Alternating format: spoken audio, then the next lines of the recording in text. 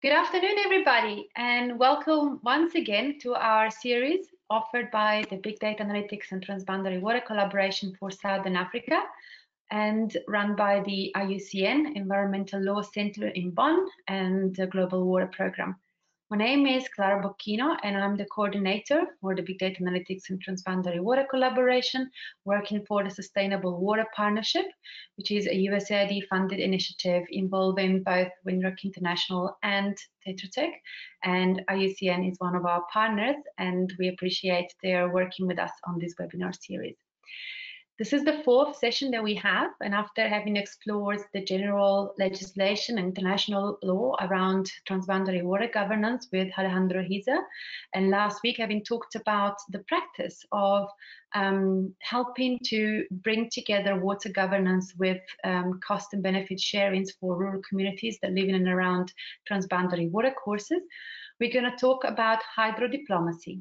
But before I introduce you the presenter for today, can I please remind you that there are a couple just rules of engagement in order to be able to talk to each other and understand each other. So while there is a presentation going, please keep your microphone on mute. If you have any questions that are popping up or you want to exchange any information or experiences with the presenter and the audience, you can use the chat box or the question box. The question tool can also be used for general questions, and they will be answered during the intervals that we have in the presentation.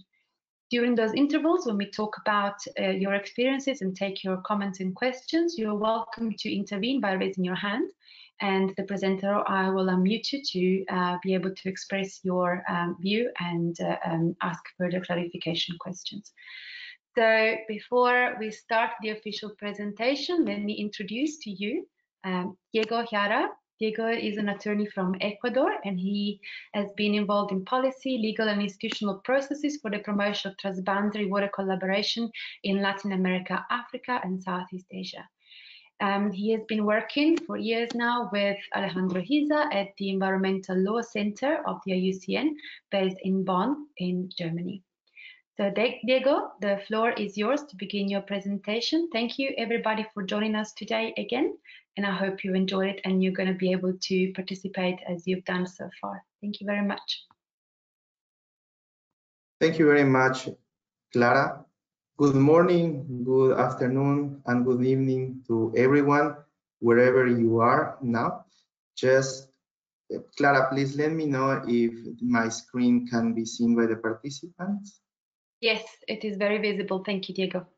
Perfect. So again, thank you very much for these opportunities. It is a pleasure for me to be sharing with you today some key aspects, key facts in regards to water diplomacy or hydrodiplomacy in order to promote transboundary water cooperation and effective governance around the globe. So I will just turn off my camera so we don't have interference with my presentation, and we will just start now. The outline for the content for today, we are going to start discussing some key facts on water and transboundary waters. Then we will review what do we mean by potential of conflict in transboundary waters, or what is actually conflict mean? What is the meaning of conflict in transboundary waters? Then we are going to go to some key aspects of tangible cooperation. How is cooperation in transboundary waters reflected? Then we will discuss some key elements of water diplomacy. Then we will see how is the practice of water diplomacy around the world, and then we will try to provide some regional approaches or some regional solutions that have worked in order to foster transboundary water cooperation. I just wanted to remind you that the session, this session is going to be really interactive, and I hope that you can put all your comments, questions in the chat box, and we will have some opportunities along this session to discuss any particular issue you can raise. So with that, I would like to start discussing about some facts on water. In the previous sessions, we already discussed about key challenges that transboundary waters have. And today I'm going to focus on one, which is population growth. And we see that in 1800, the world's population was just 1 billion people. By now, in 2020, has already increased to 7.8 billion, and it is expected to be 9 billion in 2050.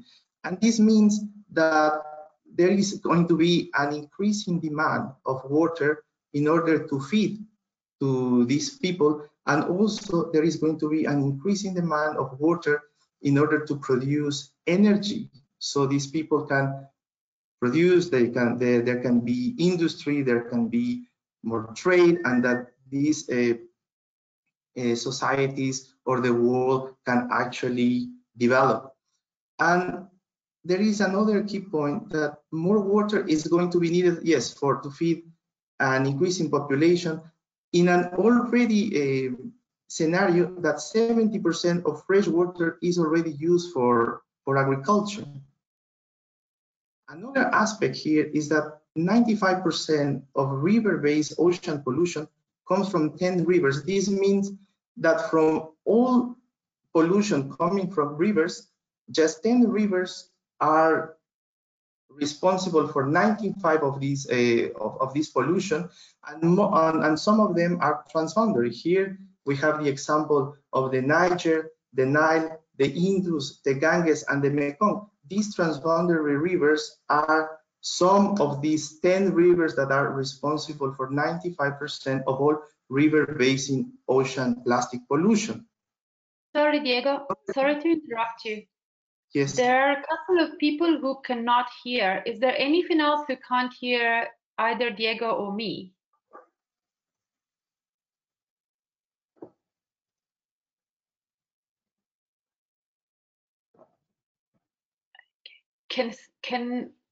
Yeah, let's see who's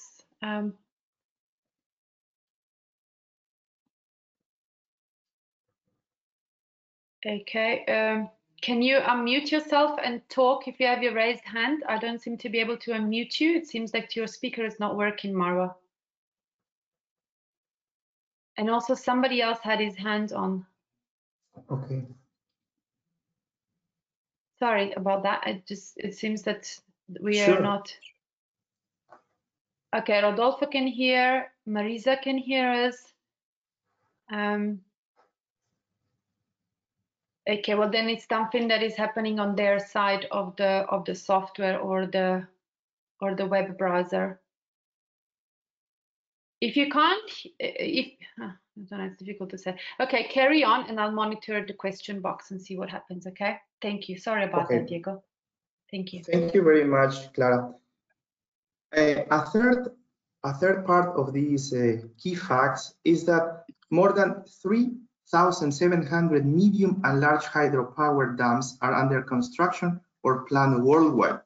Some of the regions where these dams are being planned is in South America, as you see in the case of the Amazon River Basin, the La Plata River Basin. Also, that is the case of Asia. We have the case of Ganges and Brahmaputra, and it's also the case in Africa. Here I included a picture of the Great Ethiopian Renaissance Dam.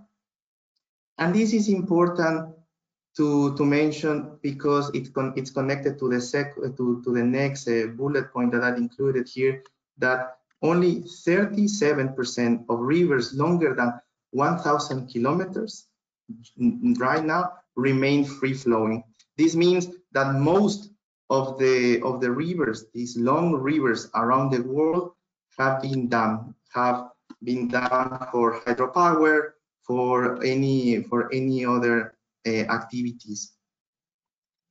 And of course, all of these increases the water stress. And as we can see here in this map from Aqueduct and the colleagues from the World Resource Institute, there are some regions where the water stress is higher than others. We see in some parts of Central Asia, some parts of Africa, South America, Mesoamerica, that the consumption of water is increasing, and this is causing water stress.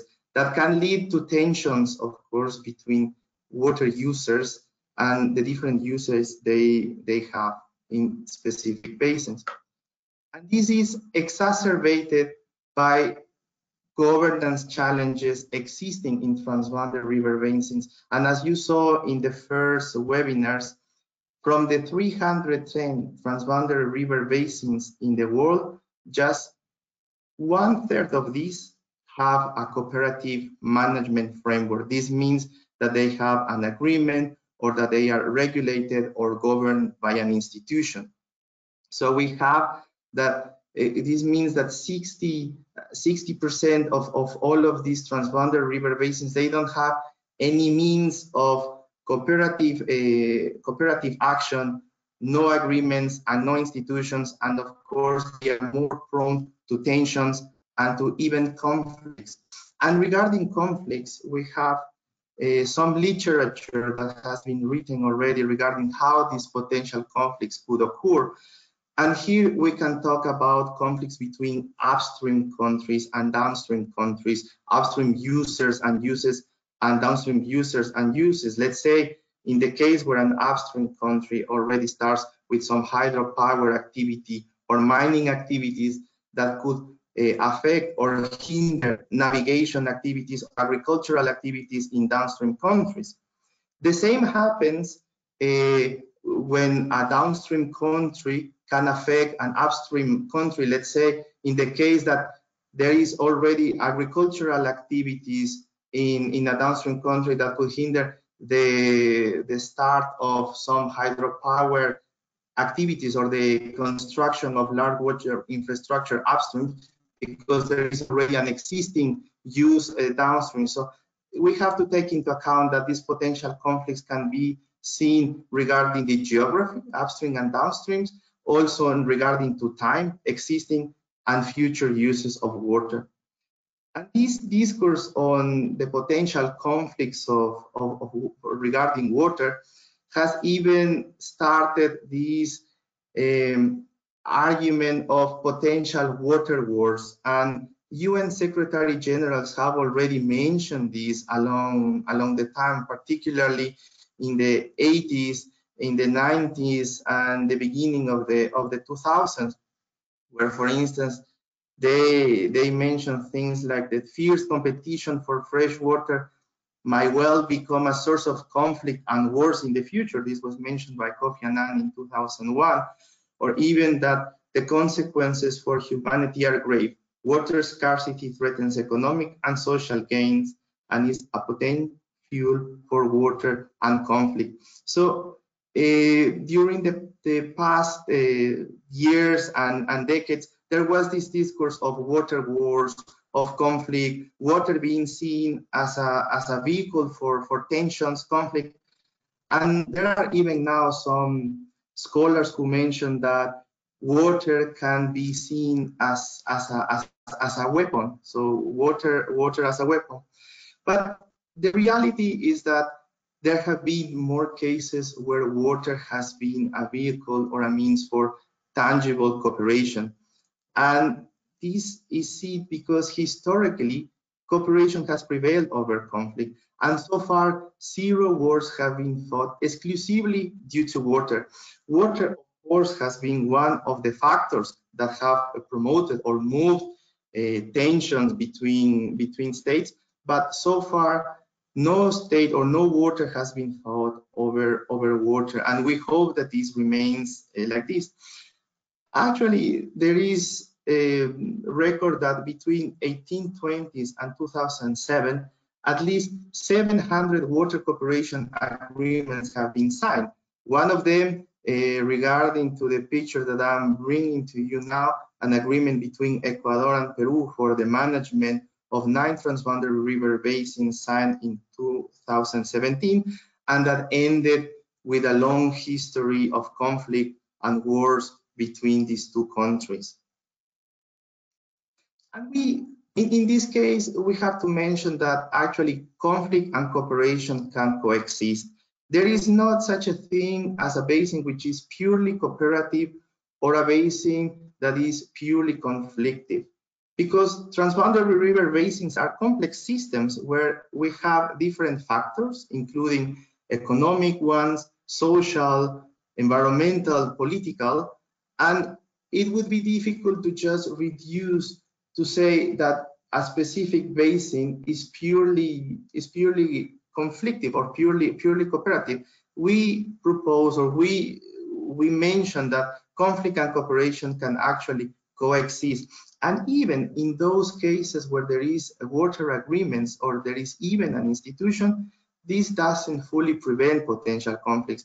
And this is perhaps not bad, because the fact of having an agreement can actually serve as the language or as the ground in order to facilitate potential tension. The existence of a river basin organization can be a platform for dialogue in the case that there is an upcoming tensions or any type of controversy between states. So this is just to refer that not just because an agreement was signed or an institution was created that conflict has disappeared. This is not the case.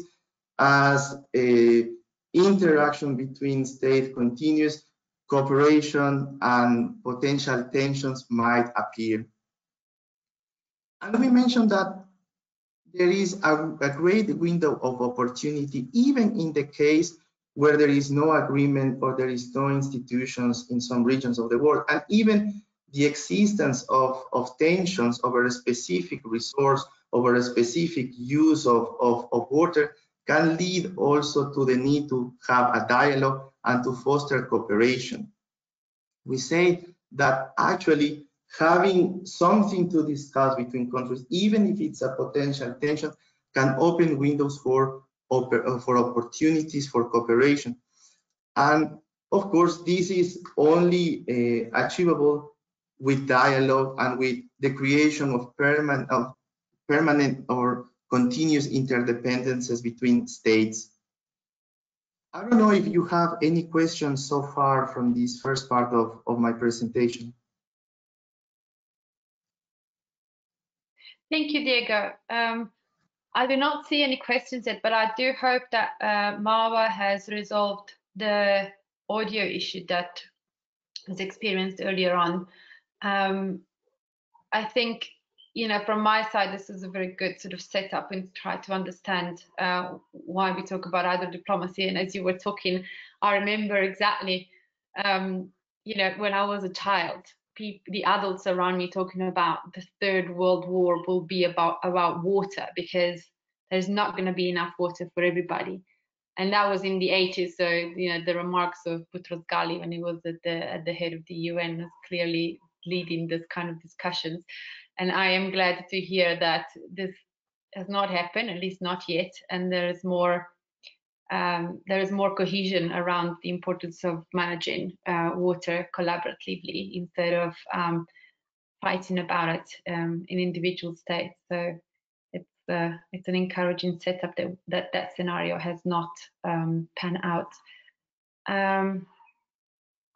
So there is a question from Nunzamo, who asks if there are any transboundary initiatives currently taking place within the water space. You're best placed to answer that, but you've just mentioned 700 plus transboundary water agreements over the past century, pretty much.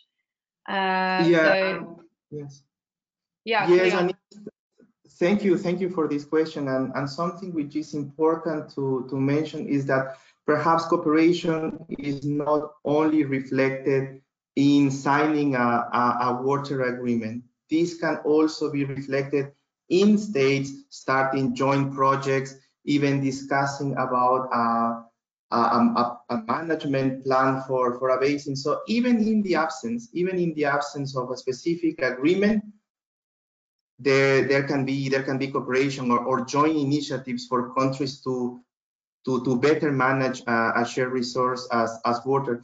And let's remember, we saw in previous sessions that when we discuss about transboundary river basins, we are not just discussing about water. There are other resources that depend on the quality of these waters, such as, let's say, the forest, also the biodiversity, which lives and depends on these water resources, and even economic activities, let's say, from different societies that can depend on these waters. And you have very, very good examples, let's say, in the case of the navigation in rivers such as the River Rhine, the Danube, or any other trade activity in rivers in Asia, let's say the Mekong River, or even when there is a discussion regarding the construction of a dam or the construction of a bridge in order to connect people living at the borders of countries. So it is important to see that not just that agreements are not the only way on how transboundary water cooperation is reflected. Thank you, Diego. I also saw that Nonzamo is from the South African government, and so just to give a regional context, the Southern African Development Community, which brings together all the member states, all of the countries of Southern Africa, has a protocol on share water courses, so clearly calling for the collaborative management of transboundary waters.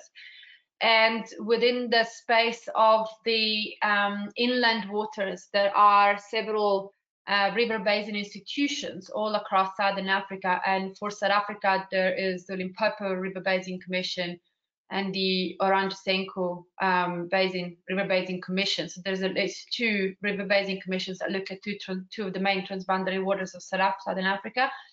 And then within that space, but that's more on the conservation, ecosystem conservation side of things, of which, of course, water is a critical element. There are a variety of Transfrontier Conservation Areas initiative that are both concerning inland and coastal waters. So if you think about the Lubombo Transfrontier Conservation Area, which brings together the Mozambican and South African coastline around the St. Lucia wetlands, that is a collaborative agreement that speaks to specifically the conservation of the coastal waters and the wetland resources. There is well, there are several TFCAs, one on the Limpopo and then on the Great Mapungubwe. So there are several ways in which in Southern Africa we have already started to look at how to bring together different member states to collaboratively manage water courses. There is still a lot to sort of do, and the governance of those is still being sort of worked out as we go along. I'm sorry that I don't see Evan Chungiza with us today. He would have probably be able to talk more about the Ocacom experience. But next week, Toriro Saruchera will talk about the Southern Africa experience in transboundary water governance. More is going to come then. And also, I see that there are other questions that are coming up that are more sort of pointing to what's to come. So Niha Kandakar is asking how this dialogue can be facilitated and suggesting tools or agents. You know, other people are already starting to talk about the Ethiopia-Egypt situation. So I think we could go on a little bit with your presentation to start to look exactly at what we mean by hydrodiplomacy and how we conduct a diplomatic process for water, and then we can pick up on these questions from Niha and from Puli later on. Would that be a good suggestion? Perfect. Perfect. Thank you, Clara. Yes, this is exactly what we're going to be discussing in the upcoming slides. And in order to start with water diplomacy, I would like to ask you, and perhaps you can write in the comment section, what is water diplomacy? And I would like you just to reply with one word, one concept. I don't know, I will just give you 10 seconds so you can think of the first thing that comes to your mind when you hear about water diplomacy.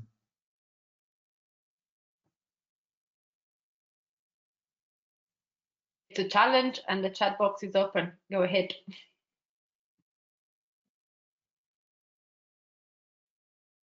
Okay, so based on this, these are some of the words that have come during the past dialogues, workshops, negotiation processes that here at the Environmental Law Center we have been holding.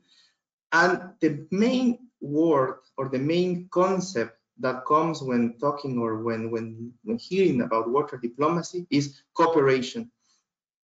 And then the word dialogue, also agreements. There is a mention of peace, science, and science. This is an important issue because this refers to informed dialogues and the need to create data and information based on evidence. Also, there is a reference to the role of local stakeholders, the role of women, and the role of institutions. So if perhaps Clara, you could read if any of our participants has written anything that could be similar to these concepts that I'm showing now. Of course. The first word was from Liliana from Brazil, cooperation. And then Marike, transparency. Kevin, also from South Africa, compromises. Rodolfo from SWP, negotiated agreements. Namo Masanganize, a new person, and welcome to the sessions, having cooperation. Zikomborero from Zimbabwe and from the LIMCOM Commission Conflict Resolution. Aman, national interest. And then Anna, communication, negotiation, and compromise. Rodolfo, again, cooperations and dialogues are good, but the outcome needs to lead to negotiated agreements. Perfect. So some are looking at the process and others are looking at the end result. Exactly. No, this is really good because this is exactly what water diplomacy is all about. So water diplomacy is an approach based on multi-stakeholder dialogue to prevent conflicts. This would be, in a sentence, the core of water diplomacy.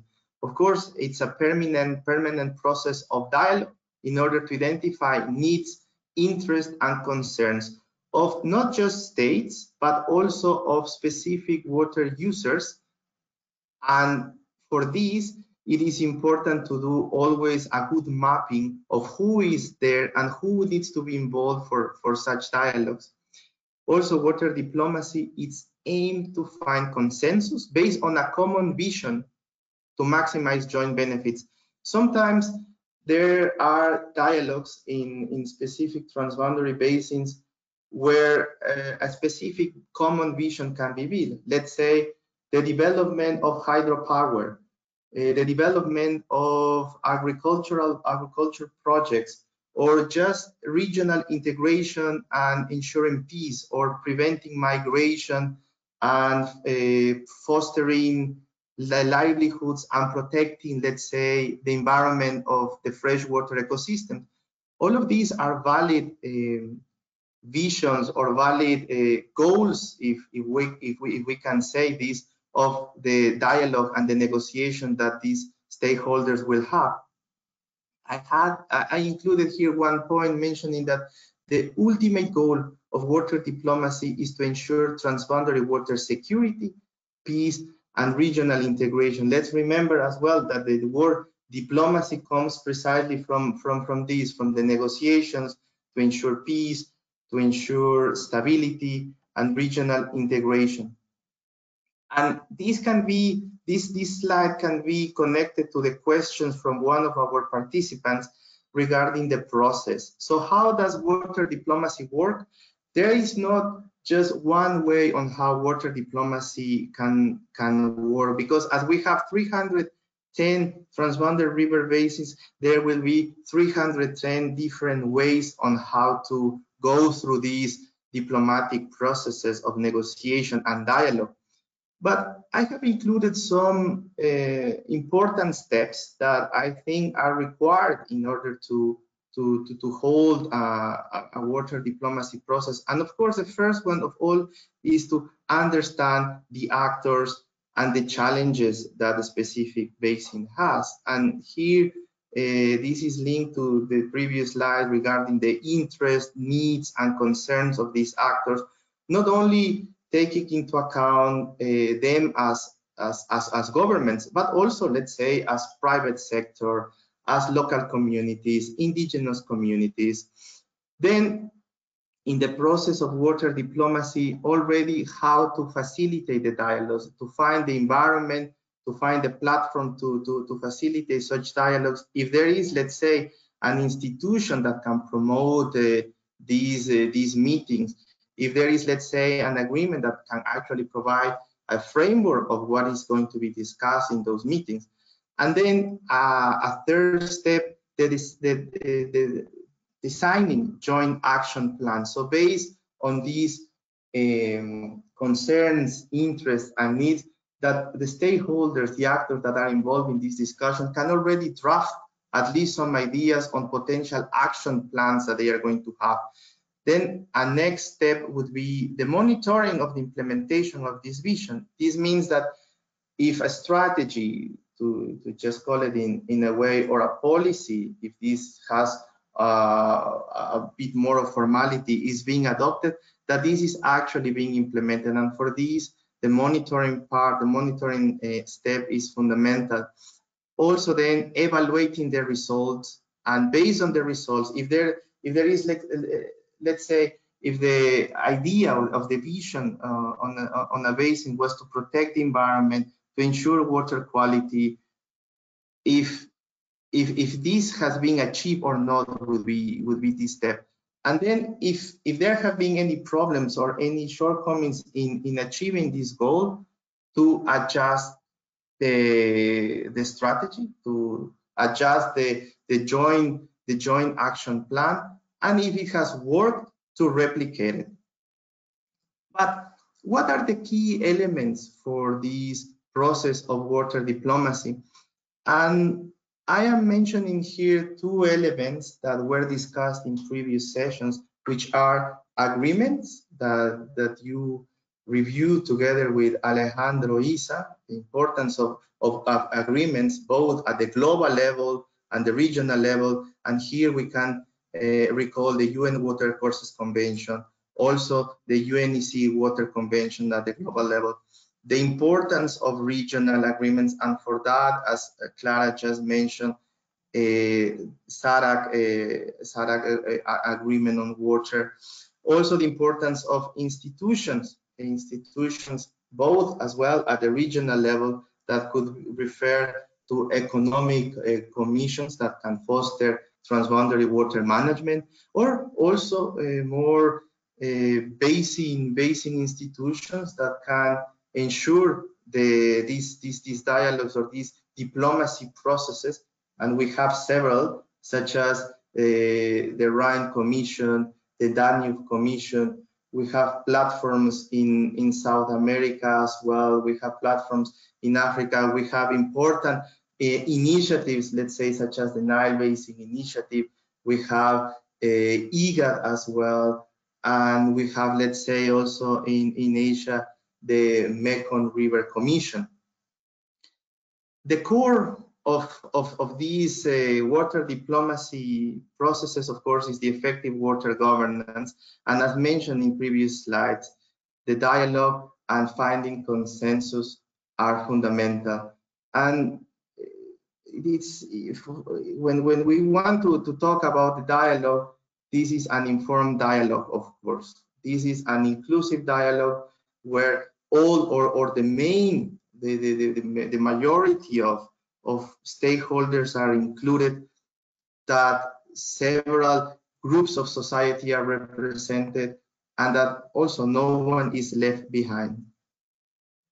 With the specific goals of water diplomacy processes that can be the cooperative and peaceful relationships, the integrity of ecosystems, to sustain the livelihoods of societies, or even to find solutions to climate change. And all of these together form this water diplomacy process. I know that is perhaps a little bit confusing or a little bit too complex to see this graphic, but just keep in mind the key elements of water diplomacy. So dialogue, to find consensus, the promotion of agreements, and the existence of institutions. And with that, I don't know if there are any questions so far.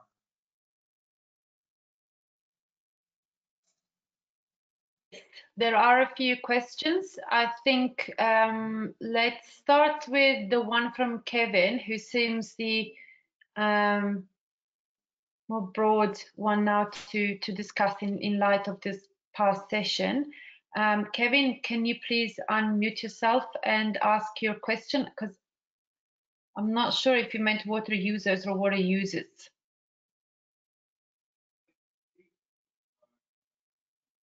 Kevin Peterson? Yeah. I'm unmuting you.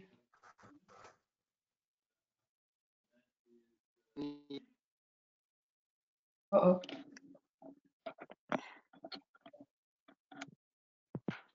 Can you hear Kevin? me, Clara? Yes, we can hear you now. Thank you. So thank you. So the question just basically relates to the whole water diplomacy and the voices, you know, that is not heard loudly enough, like issues around the environment, as an example, or local communities, and how water diplomacy take those kind of issues and factors into account.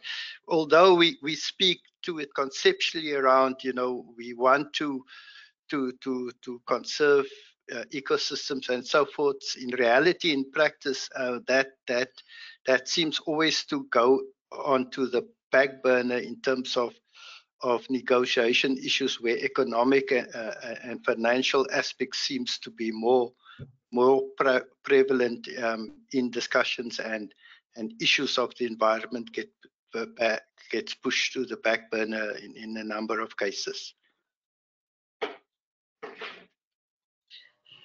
Thank you, Kevin. So if we understand you correctly, that what you would like to know is how possible it is in a hydrodiplomacy process to really go down to the user's level. So when you talk about, you know, protecting and conserving the transboundary water system, how users and user rights and onuses are taken into account. Yeah, including things related to the environment, which normally don't have a voice, and other. It needs to be addressed through other mechanisms. Thank you. Yeah. Diego, would you like to attend to that? Yes, many thanks for this question. It is actually a very important one, and it actually goes to the core of what water diplomacy is. Normal diplomacy or traditional diplomacy is the negotiation between diplomats, ministries of foreign affairs, heads of state, and the core of water diplomacy is that actually all of those voices that you correctly mentioned are also heard. And this is possible, the attention to environmental issues, to social issues, it's not an impossible task. It is actually possible, and we have different examples around the world where local initiatives, civil society initiatives have raised awareness about environmental issues, about the role of, let's say, women, the role of indigenous communities in water management, and that have actually promoted action from the governments at the national level, and that this has been taken to a transboundary and even regional level. And we see, let's say, in the case of the Lake Titicaca that we heard last week from our colleagues who discussed about the benefit sharing, there are initiatives where the local indigenous women are using drones in order to take pictures to create data from the state of the lake. So this is something which is purely prepared, purely promoted by local initiative. Also, we have examples in Central America where perhaps the inaction of states in order to prepare transboundary water agreements has moved cities or local governments to draft agreements with local governments of the other side of the river, of different countries, in order to protect the environment of the river. So this is not only something that is perhaps just dealt or addressed at the highest level, but that can actually be addressed at the local level. Also, let me give you the example of the Sea of Malaba-Malakisi. This is a small river basin in the Horn of Africa, where the initiative of local authorities, together, yes, with the governments of Kenya and Uganda, they have created a platform of dialogue in order to identify potential projects that could be of benefit for the whole population of who live in this SMM. So perhaps there could be seen as a challenge the fact that there is no specific agreement, or that perhaps there is no political will, that there is that the national authorities are perhaps not involved in these topics of transboundary water protection. But actually it is possible as well to move from the ground, like from the basis, from NGOs, from civil society, from locals, from indigenous communities, to move action in the case of absence of the state.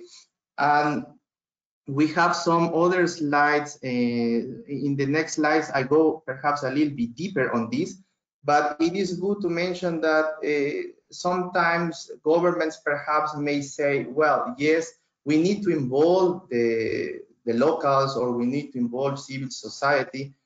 But the important question is here is not if they are involved or not, but what is actually their role. As the case that I just mentioned, the case of the Titicaca, if they are just included or involved just to hear a session on a specific issue, or if perhaps they are actually given the right to decide or to say something, or even the vote.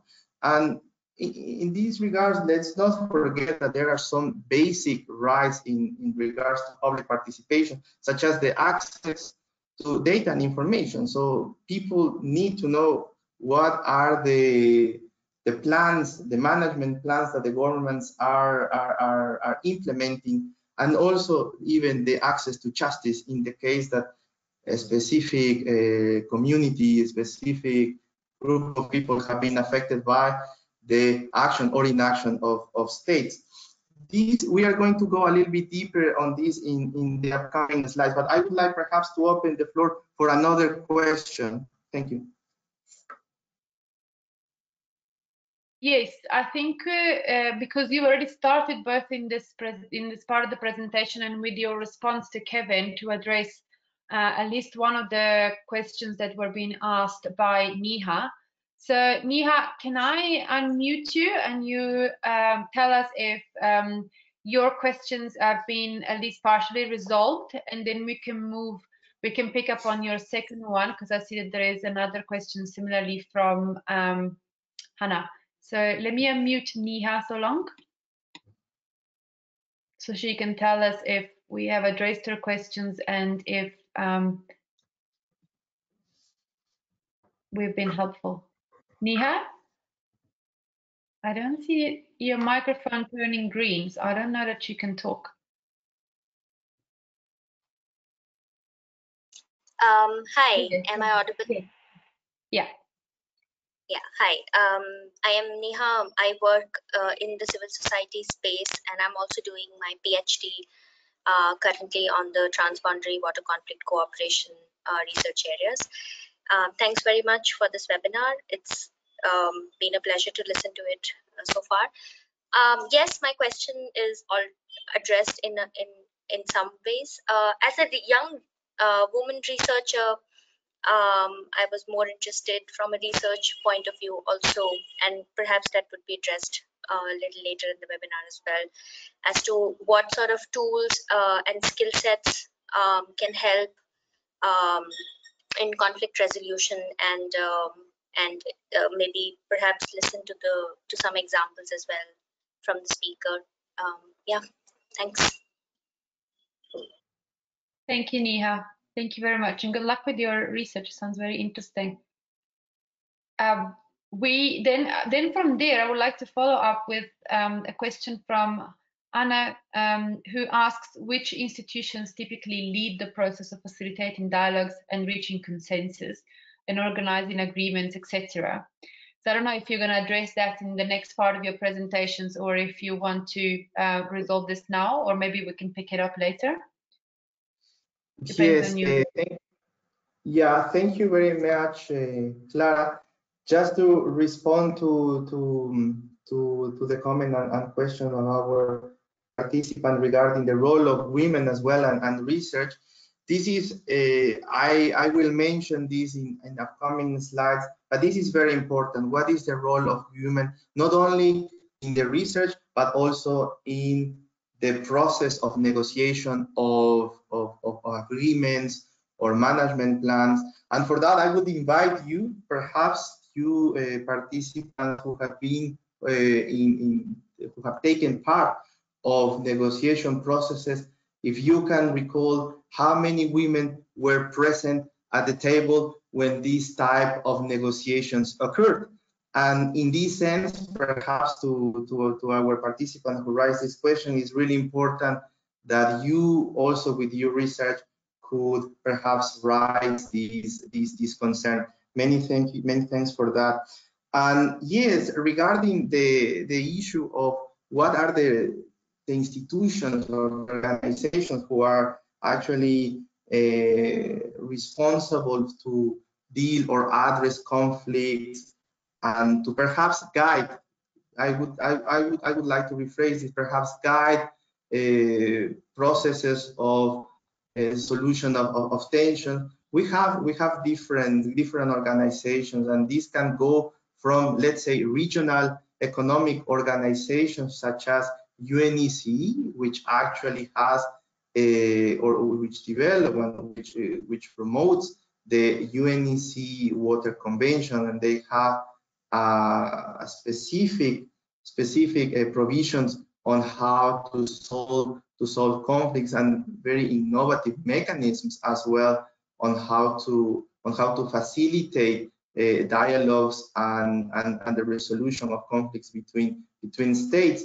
But also in we have basin institutions. We have the case of river basin commissions such as the Rhine. We have the Danube. We have the Mekong River Commission. We have in South America La Plata. So it is the role of these regional institutions and these basin river organizations, the resolution, or at least guiding these dialogue processes. Thank you very much, Diego. I agree with you entirely. It depends very much on the situation locally, and sort of identify who can actually lead these processes and be better placed to initiate the dialogue and the discussion. There are several other questions. There is a comment also from Liliana about a new law in Brazil that was passed in 2015. Which includes the establishment of a committee composed also by a local community. So that's also very encouraging that that a national legislation, there are legal frameworks for allowing the participation at local level into wider benefit sharing agreements. I think maybe just in the interest of time, if you could go ahead a little bit more, and then we'll address, I've taken notes of all the other comments and questions, so we'll discuss them in the next phase and see if maybe you are not starting to address some of these things in your next part of the presentation. Thank you, Diego. Great, thank you very much, Clara. And now let's go to the practice of water diplomacy. And as I mentioned at the beginning of this session, there are 310 transboundary river basins, and therefore there are 310 ways to practice water diplomacy. Each basin is unique, it's complex, it has different environmental concerns, social concerns, economic concerns, and it would be difficult, or even, not impossible, but it would be difficult to say that there is just one way on how to handle potential tensions or any type of challenges in each one of these basins. But it is okay to say that we don't have a specific process for water diplomacy that can be applicable to all 310 transboundary river basins, but we can recognize at least some enabling elements that will allow for these water diplomacy processes to occur. And one which is fundamental here is the political will. We already mentioned that, yes, perhaps even despite the lack of political will from states, there could be initiatives from local communities, from local governments, from civil society. But in general, if the political will is there from the states, these processes are much easier because you will have all the backup from a state, from its institutions to continue with the negotiation of an agreement. Another enabling element is technical capacities. And I refer to technical capacities in the sense of the mechanisms to produce data and information, which is relevant to inform a dialogue. In this sense, let's say information about the quality of water, about the biodiversity existing in a specific river, about what is the impact of climate change in the basin, what are the specific needs of the people, let's say in terms of fishery as well.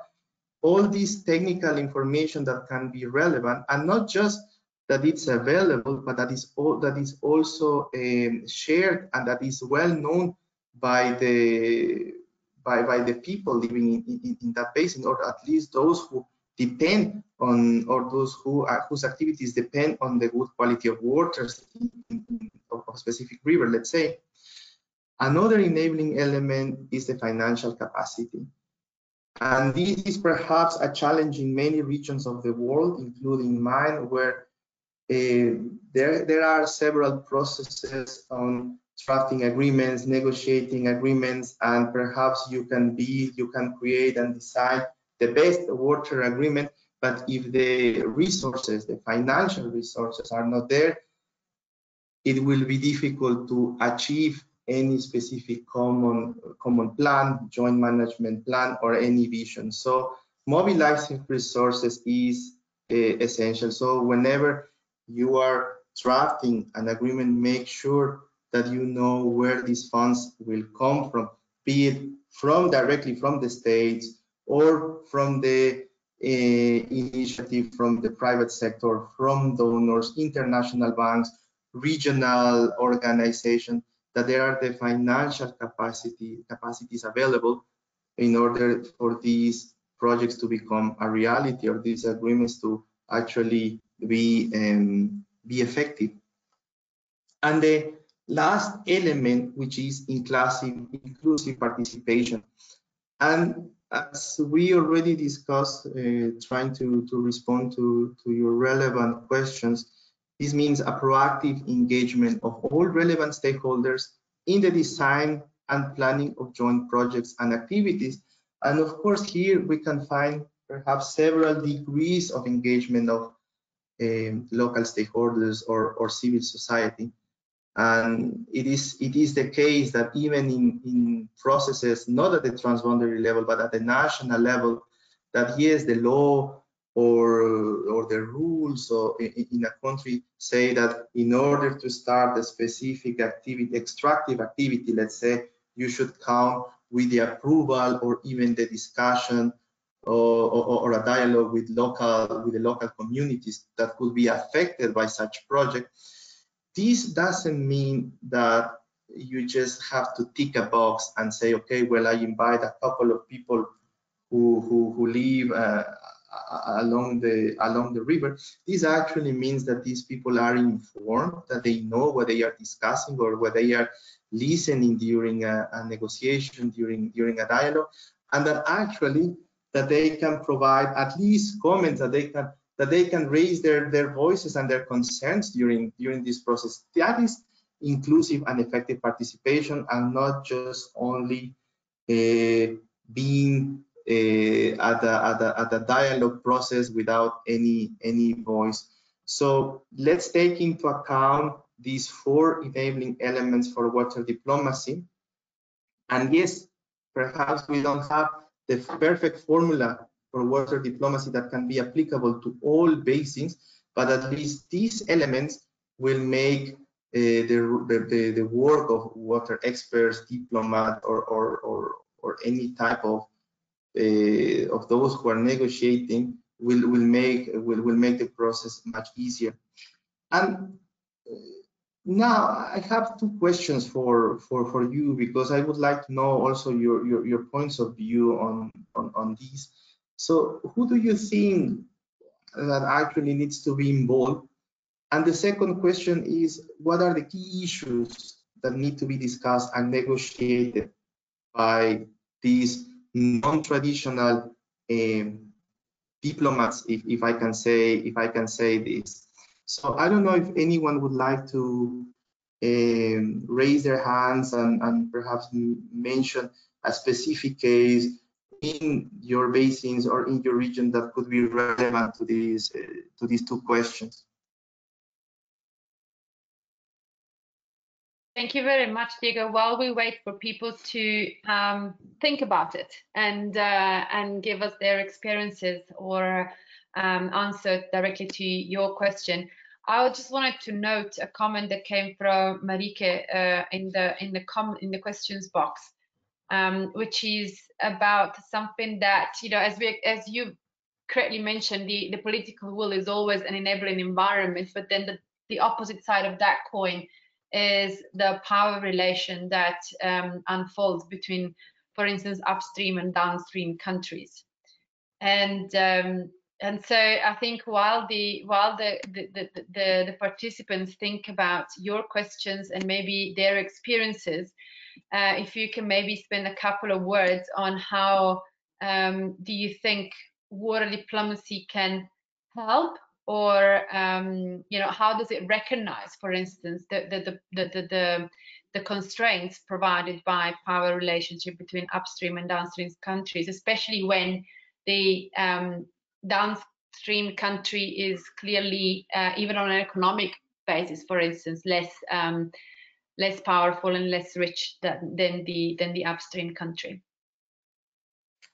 Many thanks, Clara, for this question, and to respond to it, I will make reference to a specific question that came from negotiators and diplomats from the IGAD Secretariat when we had a study tour in the Rhine River Commission, and they were asking a representative from Switzerland, why does Switzerland, being an upstream country, cooperate and sign agreements with France, with Germany, with the Netherlands in the protection of the Rhine River? And the answer was really an eye-opener, because he mentioned that water or the relationships between these countries is not just around water. Water is fundamental in order to ensure, let's say, agriculture, to ensure navigation, and to ensure drinking water. But also these countries have other interdependencies between each other, including, let's say, trade. Let's say people from, in this case, Germany, work in Switzerland, or perhaps live in France. And you have other aspects of economy or even cultural links that go beyond water. So yes, of course, sometimes perhaps if we see some current cases of negotiations around water in the world, everything is just reduced to water. But we have to remember that countries, yes, the countries that share a river, that share a lake, they are not just sharing a river and sharing a lake. They are also sharing, of course, other type of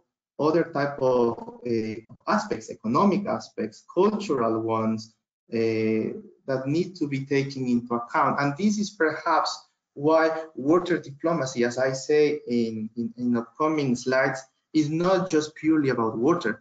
Water diplomacy can actually be the enabler, the enabling platform to discuss about other issues that could be that countries can start being aware while discussing about how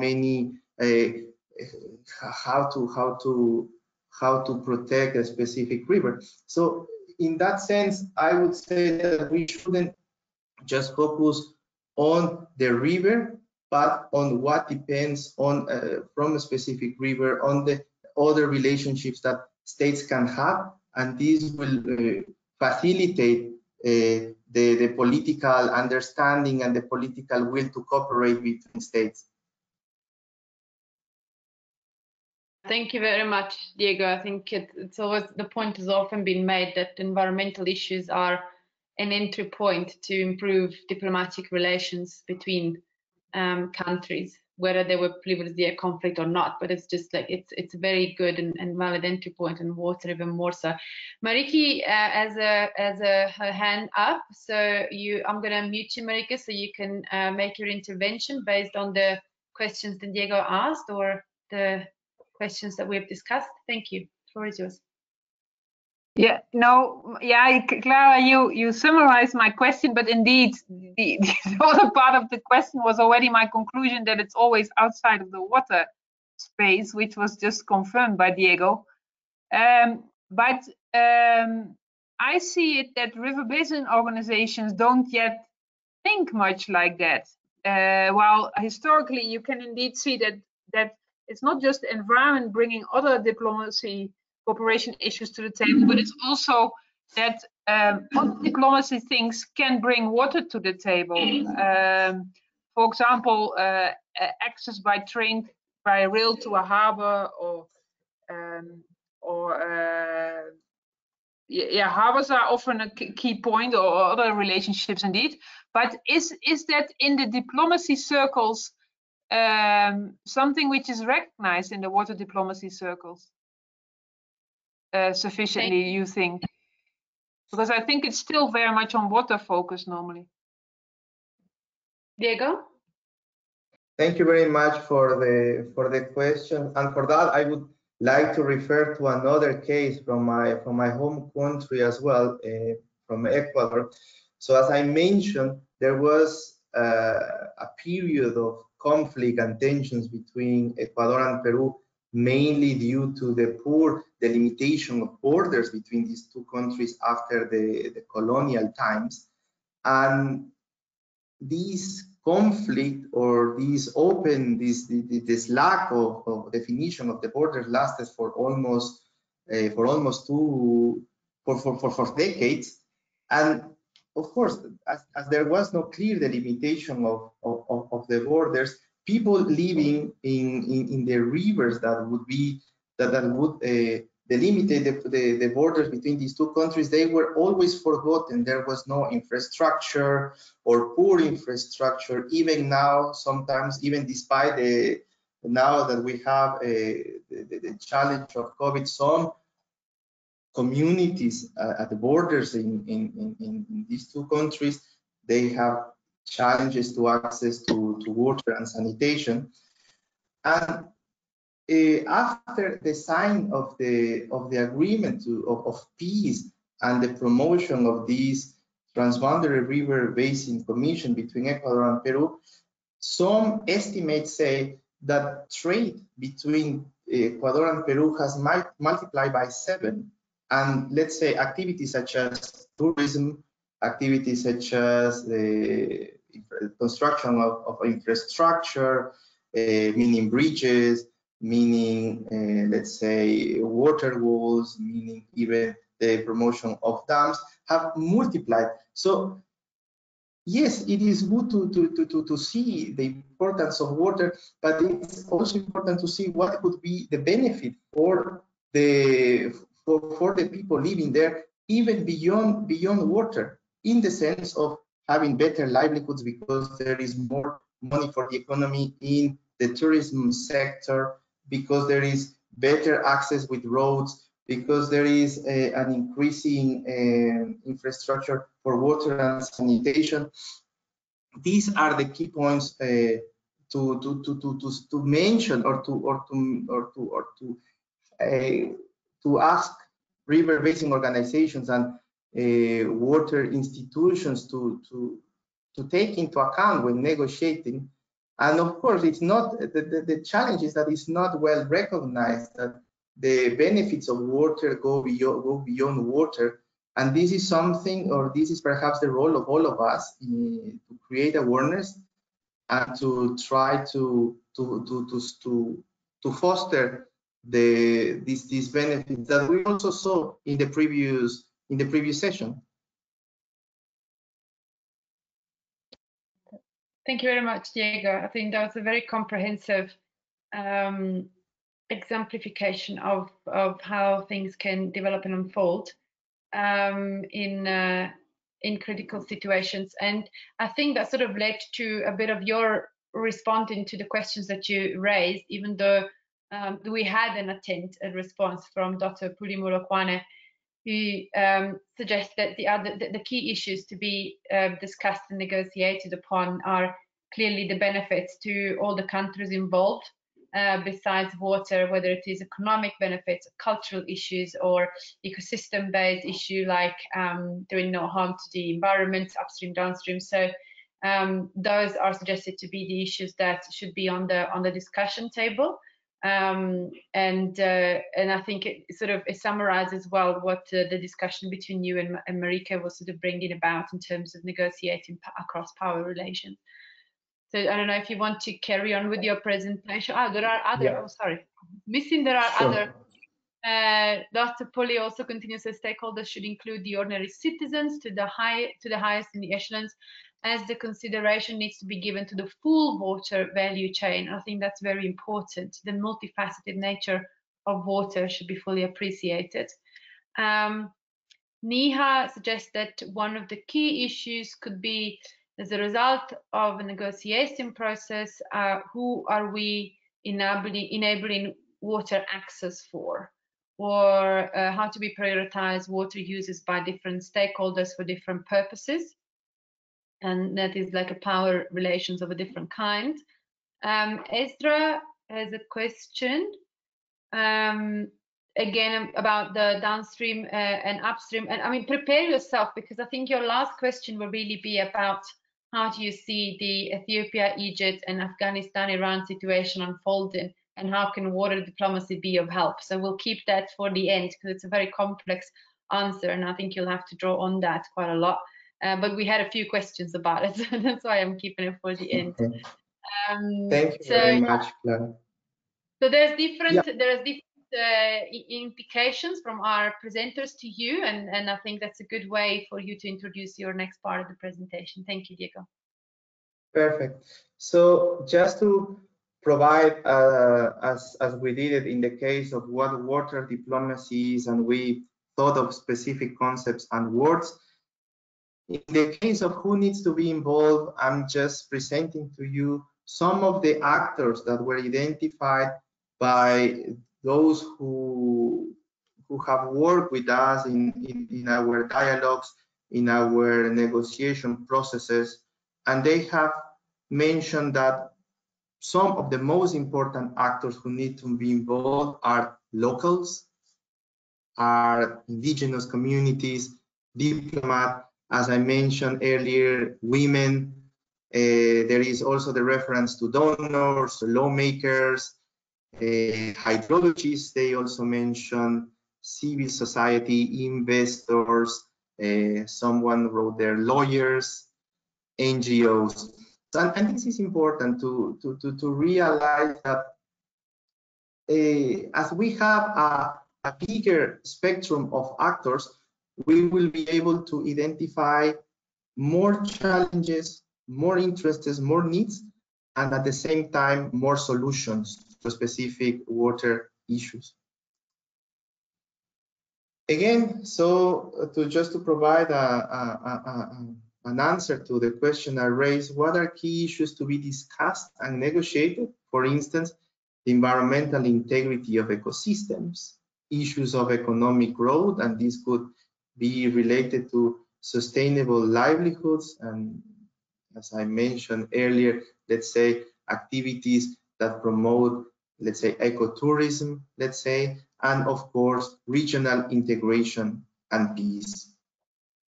Now, I would like to go in a very broad manner to some regional approaches to water diplomacy. And I just want to mention that this is an overview, a really short overview of what is happening in some regions of the world and what have been some responses or what could be potential responses to address to such challenges.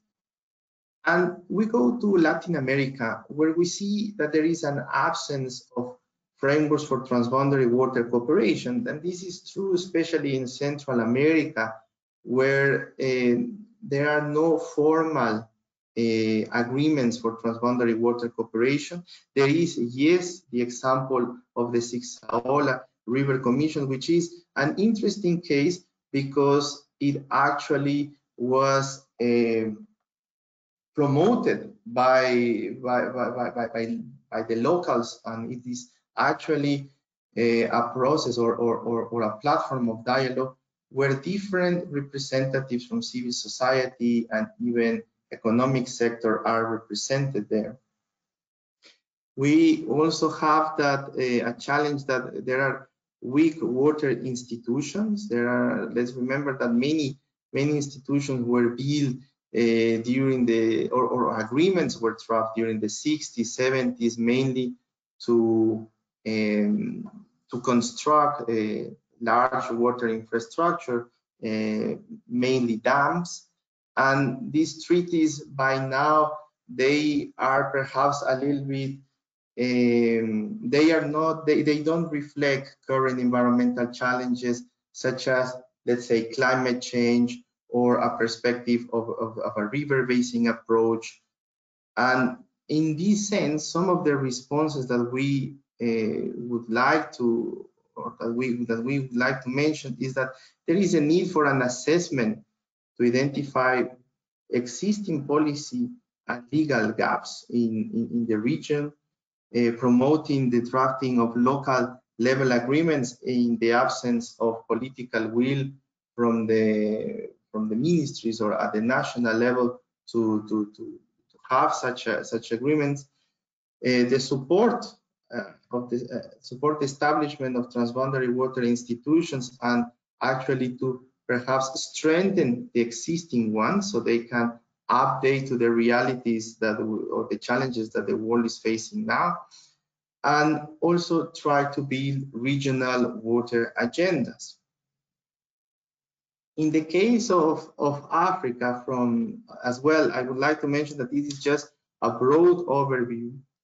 We have the development of large water infrastructure, and at the same time, the lack of financial resources to implement transboundary water projects. Potential responses, solutions that can come from dialogue and diplomacy processes can be strengthening the negotiation capacities for the development of regional water policies and agreements. And this is key because sometimes countries feel that they are being pushed to sign a specific agreement that could be even affect their interest. And this goes back to what we mentioned today about these power imbalances. Another response is the facilitation of regional dialogues, taking advantage of the regional organizations existing in Africa, and also to provide guidance on how to elaborate nature conservation and investment plans. That this is something that could be prepared, that could be fostered during a water diplomacy process.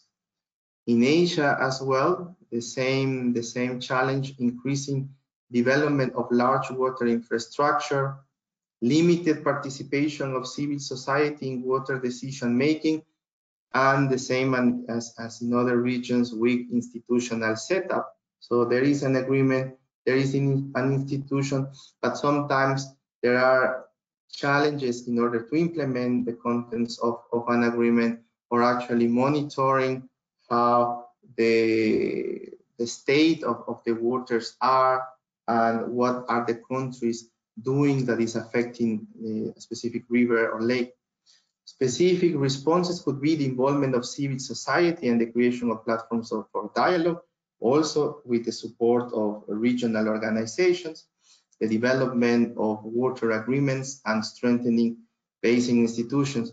These were just some ideas, and I would like to ask you if you can provide examples or any specific experience from your basing on your region regarding the challenges for water diplomacy, and even provide or try to mention potential solutions. Thanks. Thank you very much, Diego. This is a very interesting section of the presentation, where it really comes to the grip of the reality of water diplomacy. I have so there is a question from there is not. So Liliana, can you unmute yourself? Let me unmute you. And she partially disagreed with one of your assertions. So let's see if we can pick up which one it is and understand why, maybe given her own working context in Brazil, how the situation is different, or how in principle there is disagreement. Liliana, you're unmuted. You're welcome to make your intervention.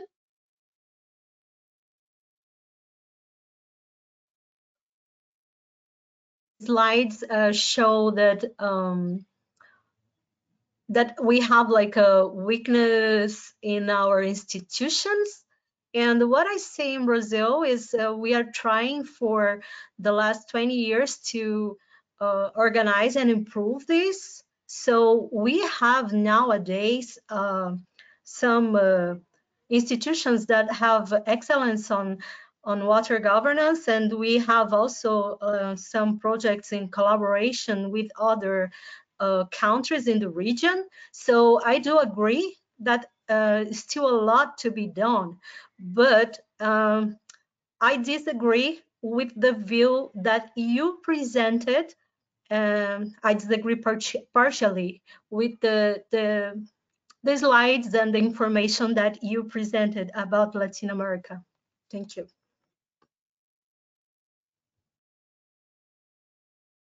Thank you, Liliana. Yeah, Diego, carry on. Yes, no, thank you very much for your comment. It is, as I mentioned, this is taken from an overview, a regional view of what is happening in the region. And of course, I would perhaps try to see it, this, as you mentioned, as an opportunity to incorporate even more aspects that can enhance, that can improve water management, both at the national and transboundary level.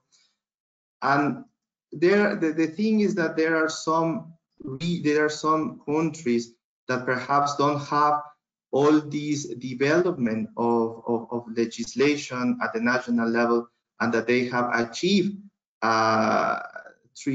treaties that actually, let's say, reflect issues of climate change, issues, let's say, of effective public participation, of conservation, and so on.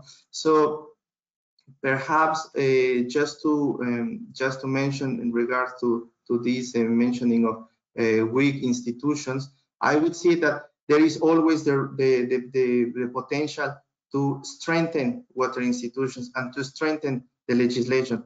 We see the examples from all around the world, like we have upcoming challenges, especially because of climate change. And let's remember that sometimes institutions and legislations, they are not enough.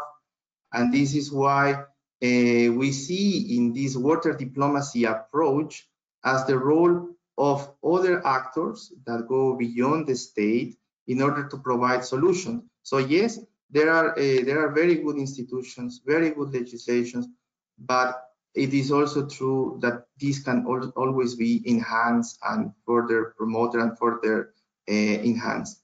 Thanks. Thank you very much, Diego. Sandra, I'm going to mute you for your intervention. I suppose it's on this subject. You're unmuted, Sandra.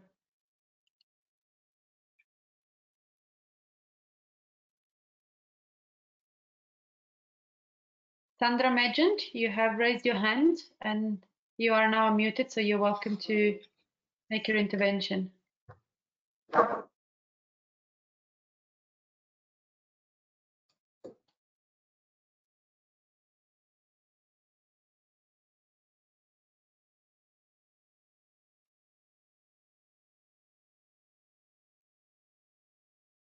Well, in the meantime, I don't know if also our participants can think of this question of if there is the role of, is there a role for water diplomacy in your basin and region, and provide some ideas on how to enhance cooperation and governance in your respective regions.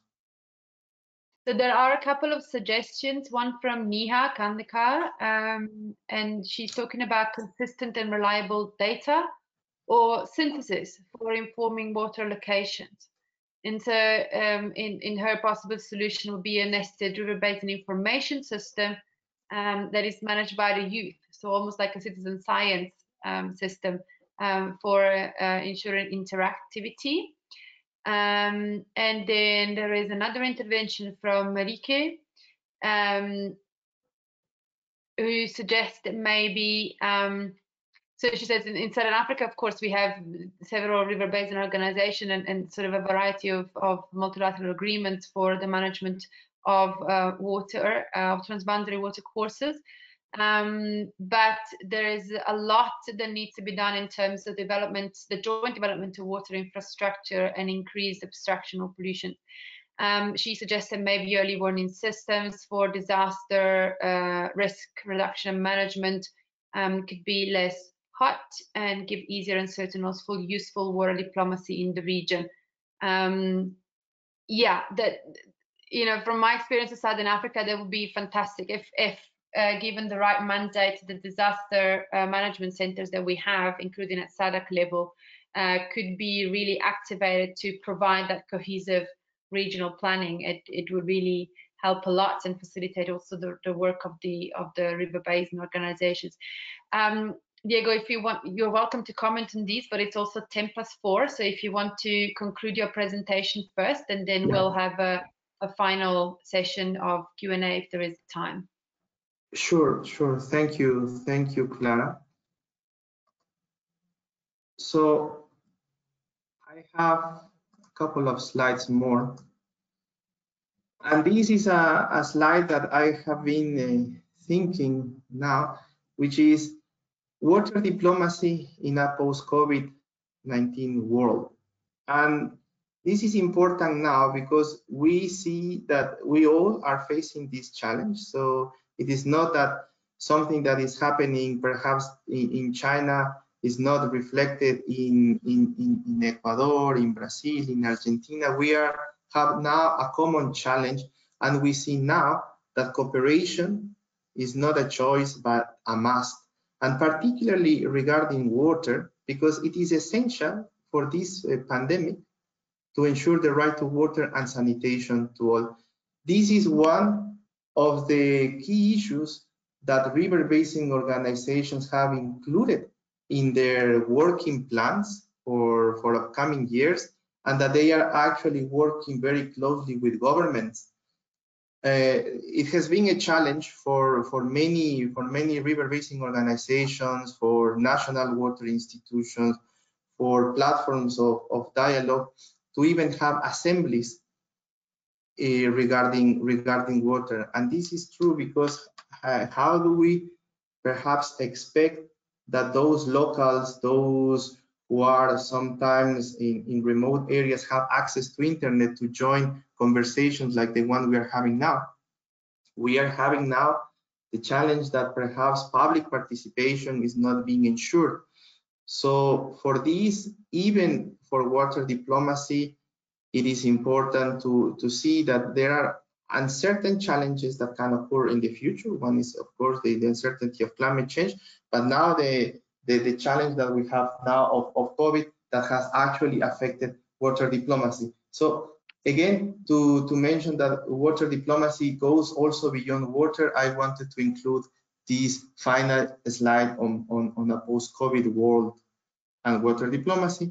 And with that, I open the floor for further questions, taking into account that is almost time to finish the session. Thank you very much.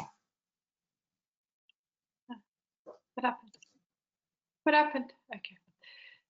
Sorry, my computer just had a blank moment, so I was hoping not to lose you all. Thank you very much, Diego. I was also looking at the comment box, which has many interesting questions. So let's resolve the ones that are more sort of specific, or at least sort of easier in a way to address. Sandra typed in and she said, I think if I read correctly, the role of the other actor related security transboundary between Colombia and Ecuador. What should be the role of the groups? I'm imagining security groups, Sandra, in decision making about water users. And then there were the previous comments around data and around disaster, linking water with disaster management and risk reduction.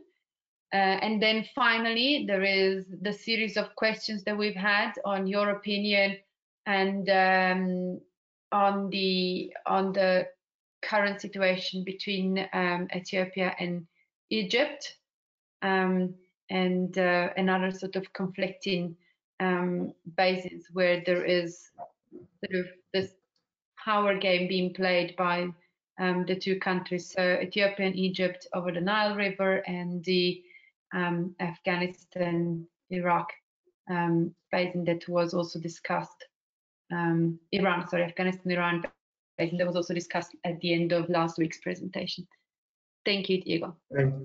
Great. Thank you very much. Just to try to answer to these questions, I will summarize my ideas. And of course, thank you to Sandra for this question regarding Colombia and Ecuador and the issue of security.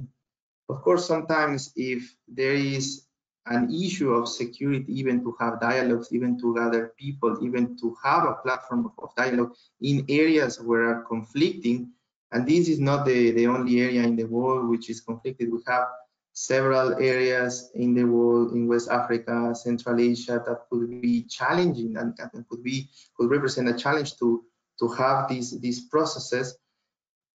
For that, it's very important to have at least representatives and to count on regional organizations and the role of state to ensure that at least the voices of those who are the locals, the role of those who are suffering for this violence is heard.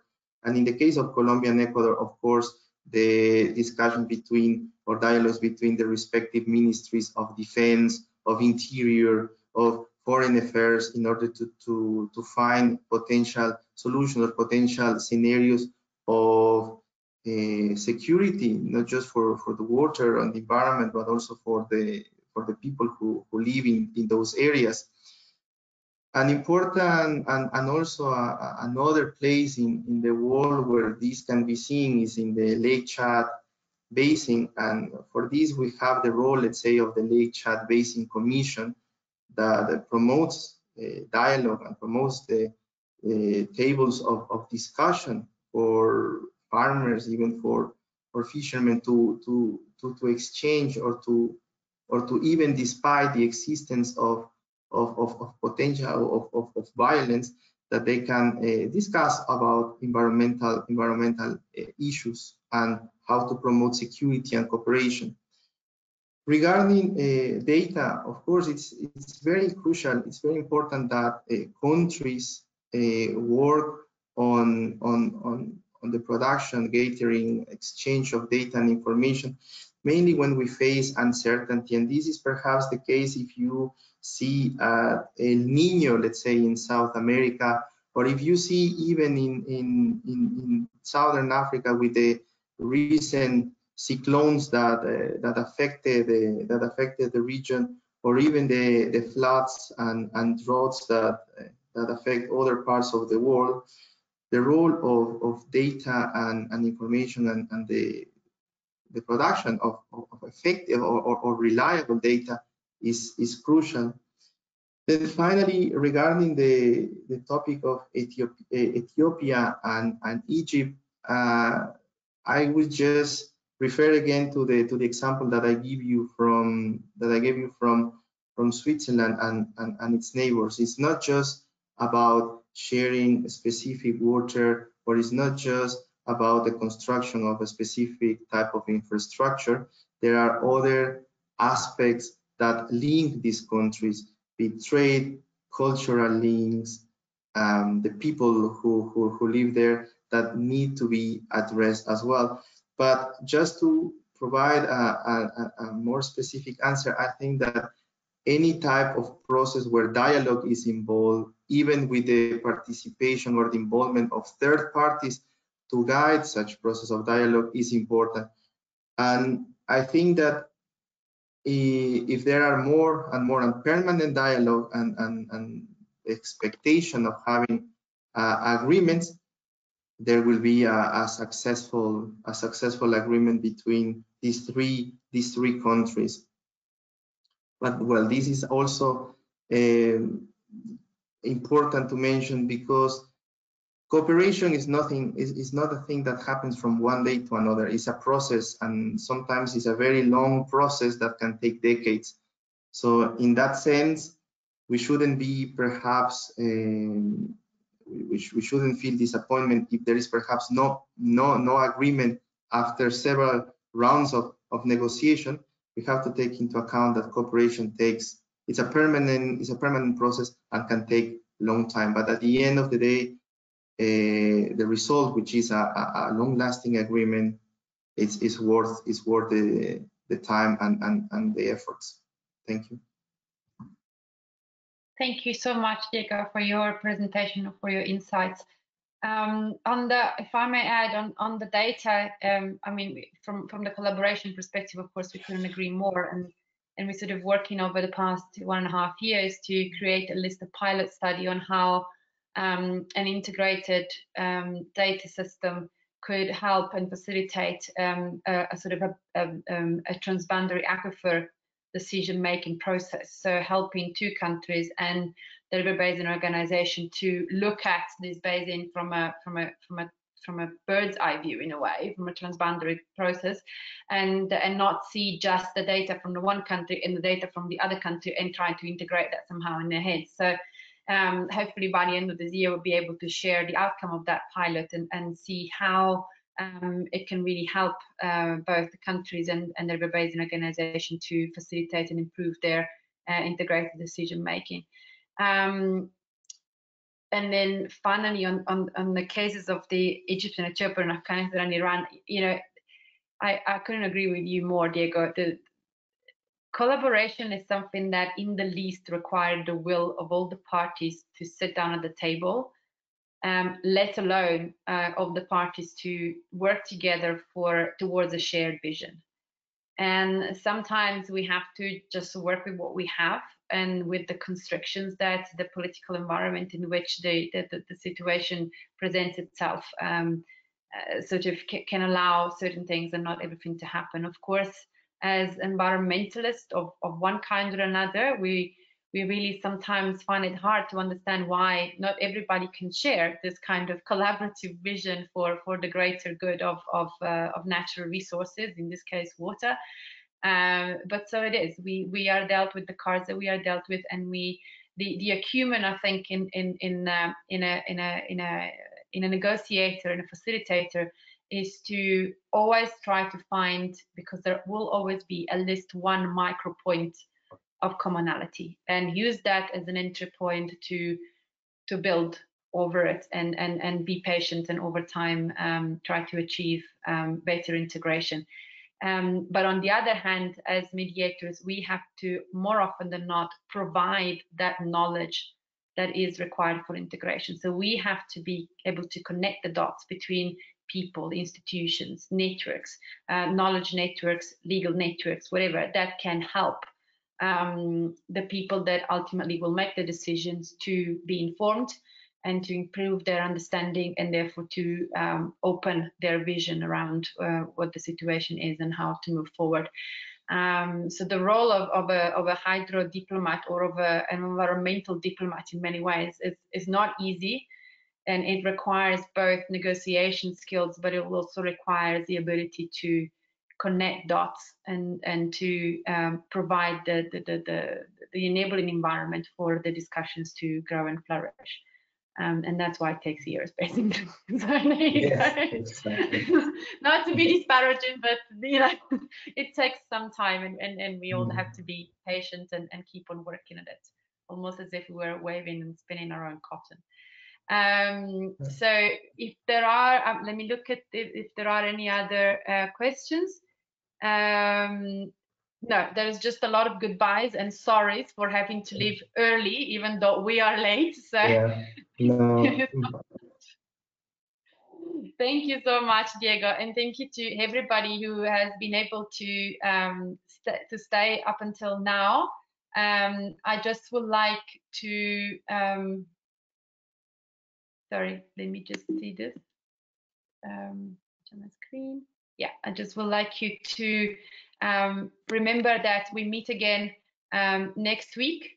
And for those of you from Southern Africa, or for those of you who are interested in learning more about Southern Africa, we will have Tariro Saruchera from the IUCN Office for Eastern Southern Africa, based in Pretoria, who will talk to us about the reality of water governance in Southern Africa, and what are the successes and what are the constraints that we have faced over the years, and the vision going forward. So if you're interested in learning more, please join us next week at the same, always on Wednesdays and always at the same time, with Tariro. And right now, I just would like to thank you, Diego, once again, and thank everybody who was able to attend today our series, and wish you a wonderful day forward. Thank you so much, everybody. Thank you very much. Thank you very much to everyone. It has been a pleasure. Thank you. I am glad. I'm glad it was a good experience for you as well. Thank you. Have a good day, Foda. Bye-bye. You too. Bye-bye. Bye.